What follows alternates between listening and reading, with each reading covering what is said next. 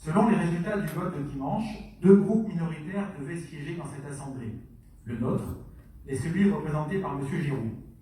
Force est de constater, à la vue publique des votes de ce soir, que celui-ci confirme son ralliement de circonstances à votre groupe. Nous serons donc le seul groupe minoritaire. Nous parlons de groupe minoritaire à dessein, car les mots ont leur importance. Le temps de l'opposition est celui de la campagne, moment durant lequel différentes idées, différentes approches et différentes personnalités se confrontent. Passé les résultats de l'élection, chacun se doit d'entrer dans le temps de la construction.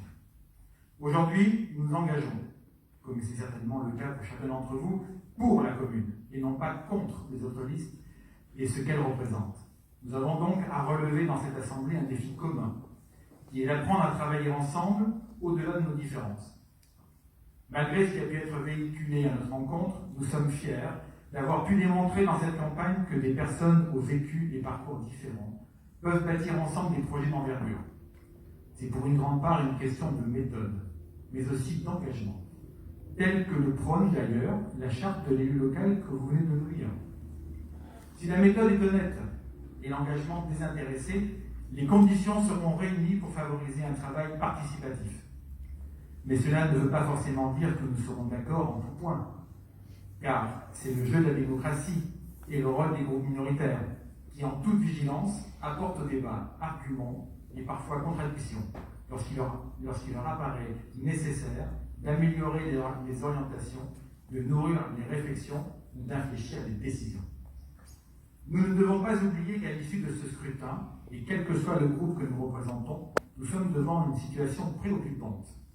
Certes, nous avons été élus, mais par une proportion très faible de l'électorat, car nous tous, nous ne représentons pas la moitié des habitants inscrits sur les listes électorales.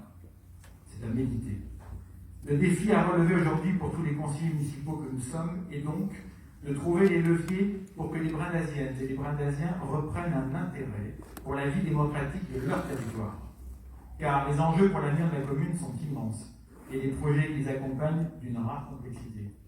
Pour ce faire, nous attendons que vous mettiez en œuvre une gouvernance porteuse d'une réelle dynamique de travail en concertation.